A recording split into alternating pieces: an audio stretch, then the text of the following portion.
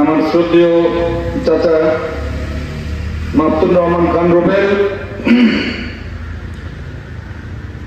এখানে সভাপতিত্ব করছেন রোটারিয়ান আলহাজ মোহাম্মদ আব্দুর রহমান সাহেব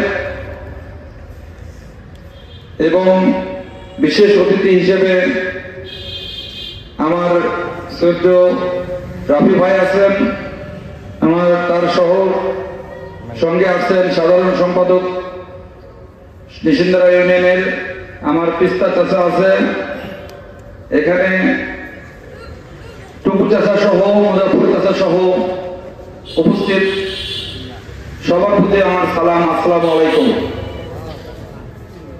আজকে আমার বাবার কথা মনে পড়ে যাচ্ছে। আপনারা সবাই আমাকে চেনেন।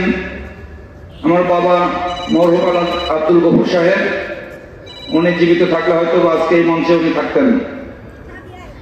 তো আমার রবিন চাচার সঙ্গে যে রাজপথের এক সময় সাহসী সৈনিক ছিলেন, সেই স্মৃতিগুলো মনে পড়তেছে। আজকে মাহফিলের দিনে কথাগুলো আর বলবো না, আপনারা আমার জন্য দোয়া করবেন। আর আপনাদের যে আয়োজক কমিটি, মসজিদ কমিটি এই সুন্দর একটা মাহফিলের আয়োজন করেছেন, আমার অন্তরের অন্তঃস্থল থেকে তাদের শুভেচ্ছা এবং ধন্যবাদ জ্ঞাপন করছি। এবং পর্দার আড়ালে আমার মা বোনেরা আছে, তাদের প্রতি আমার শ্রদ্ধেয় সালাম, আসসালামু আলাইকুম। তো আজকের মাহফিল এখানে আমরা আসতে পেরেছি, এজন্য আমি সর্বপ্রথম সেই মহান রব্বুল আলামিনের কাছে শুকরিয়া আদায় করব। সবাই বলি আলহামদুলিল্লাহ।